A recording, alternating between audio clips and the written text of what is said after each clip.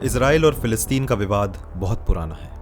एक तरफ जहां इजराइल कहता है कि ये ज़मीन इजराइल की है, तो दूसरी तरफ फिलिस्तीन कहता है कि ये ज़मीन उसकी है। आइए आपको मैप में दिखाते हैं। इस भूमि क्षेत्र को आज के समय में कहते हैं इजराइल, जहां मेजॉरिटी में ज्यूज़ के साथ कुछ अन्य धर्मों के लोग भी रहते हैं। और ये है फिलिस्तीन, जिसमें इस हिस्से को कहते हैं वेस्ट बैंक और इस वाले हिस्से को कहते हैं गाज़ा पट्टी। फिलिस्तीन में 98% आबादी मुसलमानों की है। फिलिस्तीन की गाज़ा पट्टी में हमास नाम के संगठन का राज चलता है। हमास एक डेजिग्नेटेड टेररिस्ट ऑर्गेनाइजेशन है जो इजराइल में घुसपैठ कर औरतों और बच्चों को मारने से भी नहीं कतराते। 7 अक्टूबर 2023 की सुबह 6:30 बजे जब लोग सुकूत फेस्टिवल का समापन कर रहे थे, तभी अचानक एयर सायरन पूरे इजराइल में बजने लगे। पूरे इजराइल में अफरा तफरी मच गई और इससे पहले लोग कुछ कर पाते, हमास ने 5000 रॉकेट इजराइल पर दाग दी। इस हमले ने सैकड़ों इजरायलियों की जान ले ली। हालांकि आयरन डोम ने ज्यादातर रॉकेट्स को हवा में ही नष्ट कर दिया, लेकिन फिर भी कई इजरायली इस हमले में मारे गए।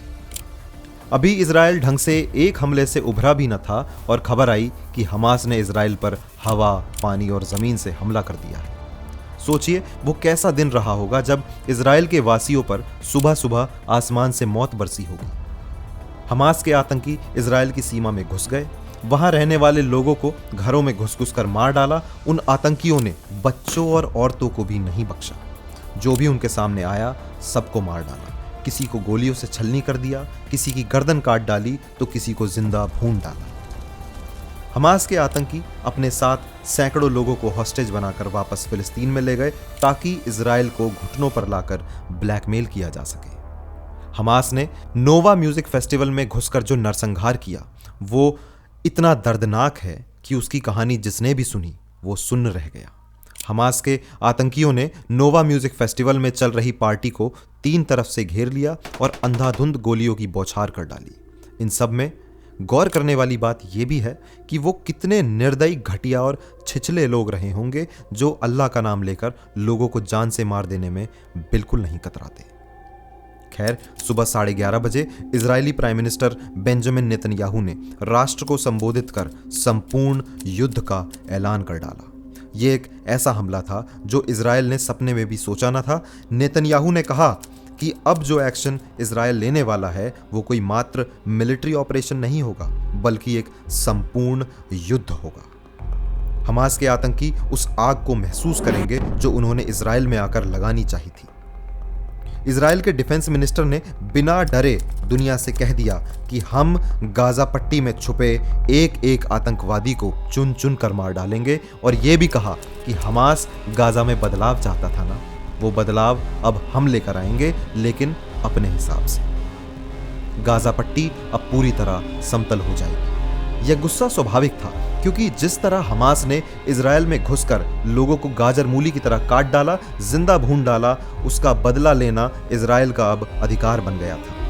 अभी इजराइल की आईडीएफ गाजा में छिपे आतंकवादियों से लड़ ही रही थी कि दूसरी तरफ लेबनान में बैठे दूसरे आतंकी संगठन हिजबुल्लाह ने भी इजराइल पर रॉकेट दागने शुरू कर दिए। आज के समय में इजराइल अकेले अपने अस्तित्व की लड़ाई लड़ रहा है, जहां वो हर तरफ से अपने दुश्मनों से घिरा बैठा है।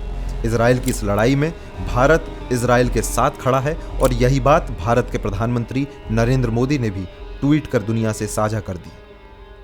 अब इस सब में अहम मुद्दा यह है कि दुनिया की सबसे तेज तर्रार इंटेलिजेंस एजेंसी मोसाद इस हमले के होने की आशंका को क्यों नहीं आंक पाई। इतनी बड़ी चूक मोसाद से कैसे हो गई?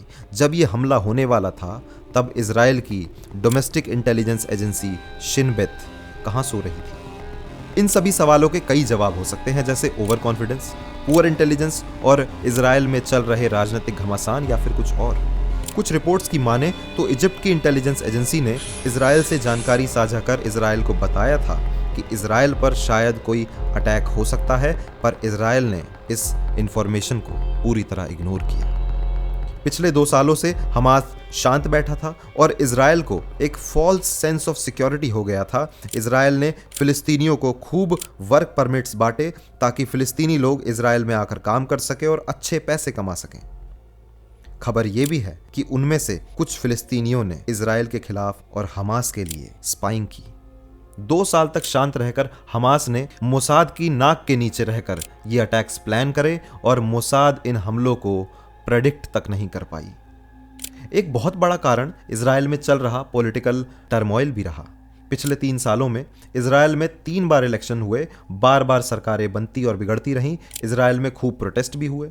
जब इजराइल अपने इंटरनल मैटर्स में बिजी था तभी हमास ने इजराइल पर हमलों की योजना बनाई, जिसका एंड रिजल्ट ये निकला कि 7 अक्टूबर 2023 को हमास ने इजराइल पर ऐसे हमले कर डाले जिसने इजराइल को तहस नहस कर दिया। या फिर क्या ये वाकई में कोई इंटेलिजेंस फेलियर था या सोची समझी इजराइल की कोई रणनीति? वो मोसाद जो ईरान की एक एक गतिविधि पर नजर रखता है, जो दुनिया के हर छोटे से छोटे देश में मौजूद है, वो हमास के नेटवर्क में मौजूद नहीं होगी। वो मोसाद जो पूरे फिलिस्तीन पर सैटेलाइट से और ड्रोन से नजर रखता है, उसे इस हमले की भनक तक नहीं हुई। 5000 रॉकेट का मूवमेंट कई महीनों से हो रहा था, कैसे दुनिया की फाइनेस्ट इंटेलिजेंस एजेंसी को पता नहीं चला? इजराइल ने गाजा की सीमा पर कैमरा और सेंसर भी लगा रखे हैं। जब 7 अक्टूबर 2023 को इतना बड़ा मूवमेंट इजराइल गाजा की सीमा पर हो रहा था, तो क्या इजराइल की आईडीएफ को कोई भनक तक नहीं हुई?